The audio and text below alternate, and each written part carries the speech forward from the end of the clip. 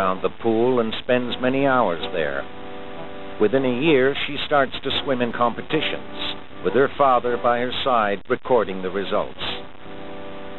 It was a very happy time for me, except that I was not, I wasn't a winner in anybody's eyes because I simply wasn't fast enough. I would be the last person to dive in at the side of the pool, and then I'd hang on the wall when everybody was making a fast turn. But even then, I could swim in practice. I could swim maybe even longer than a lot of the girls my age or older. I just wasn't swimming quickly. But this doesn't stop Marilyn from trying.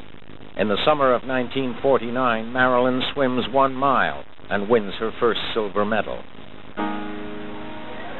The competitions at the CNE catch her eye, and her father enters her in the Senior Women's Ontario Championship. It is a particularly cold day, but Marilyn is determined. The gun fired, and everybody dove in, and then I dove in and hit that water, and it was like being in ice cubes. I was so cold. So I swam as best I could freestyle down. I guess I got probably about halfway, because it was a half-mile course. I swam down to the half-mile barge, and by the time I got there, I was just frozen. Doing the commentary at the race that day is Gus Ryder, the coach at the Lakeshore Swim Club, and he notices Marilyn. And then after the swim, he came down to introduce himself to me, and he introduced himself to my father, and then to me, and he looked at me and he said, "You have a lot of heart. Any little girl that can swim that far in that cold water and finish it on your back, you've got a big heart there." And that was my first introduction to Gus. In the fall, Marilyn joins the Lakeshore Swimming Club run by Ryder. Swimmers from the club seem to be winning all the medals, and Ryder is known to have an uncanny knack for instilling confidence and skill in his young charges. Gus Ryder was a very wonderful person. He was thoughtful, understanding, and as long as you worked with him and did what he asked and no fooling around, you got along very well. Gus devotes personal time to giving handicapped kids and adults a chance to enjoy the water. All his swimmers are asked to pitch in. As Marilyn's training continues, she doesn't stand out. Her parents wonder if it's time for her to move on.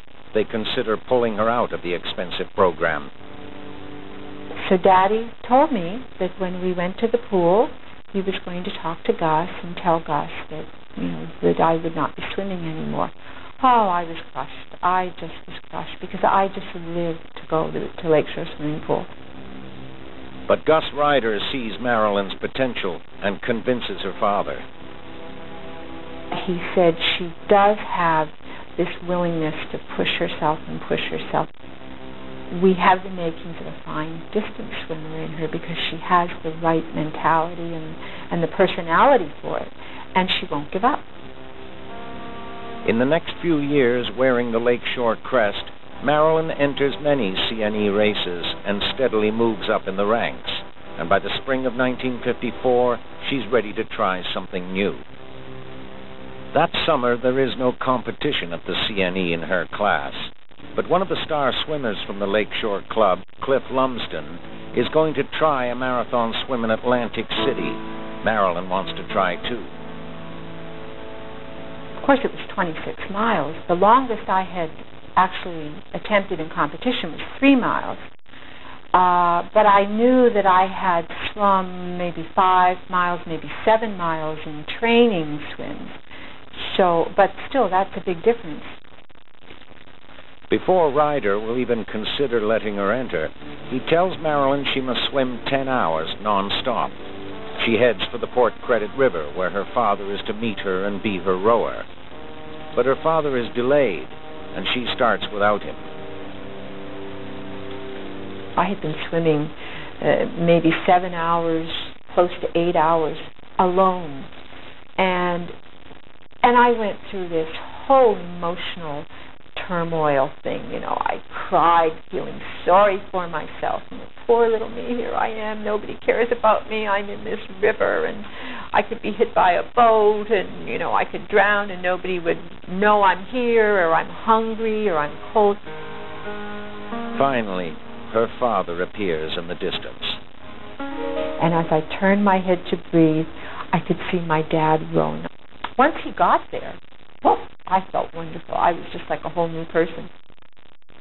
All of her determination pays off, and with Gus Ryder's blessing, she heads to Atlantic City with Cliff Lumsden.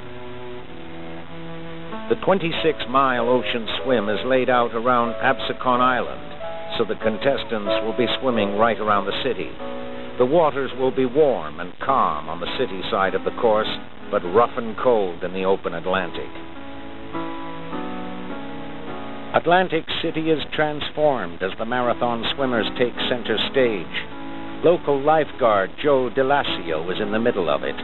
He doesn't think Marilyn has a chance.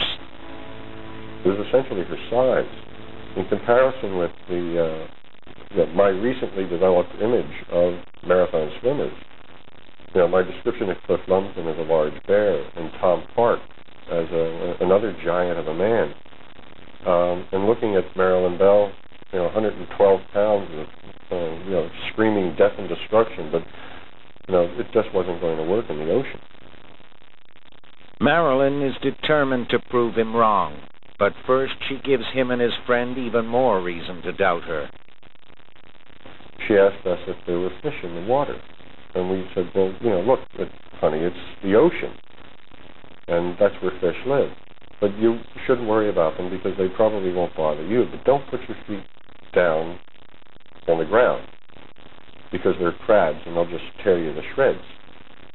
And with that, Marilyn Bell turned tail and swam ashore.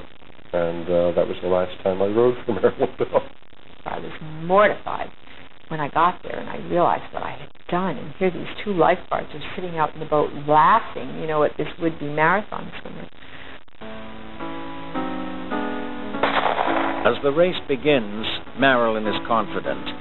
Despite her earlier fears and the lifeguards' predictions, it's the Canadian swimmers who are triumphant in this American race. Canada's Tom Park, along with Cliff Lumsden, break all records, finishing first and second. And Marilyn, too, is a winner. She outswims all of the other women, coming in 7th overall. When the trio arrives back in Toronto, there is no hero's welcome. In fact, there's an insult. The CNE has offered $10,000 to an American swimmer to do what no one has done before, swim across Lake Ontario. But the plan is about to be turned on its head by a teenage girl who is determined to make history, and a pack of newspaper reporters eager to help.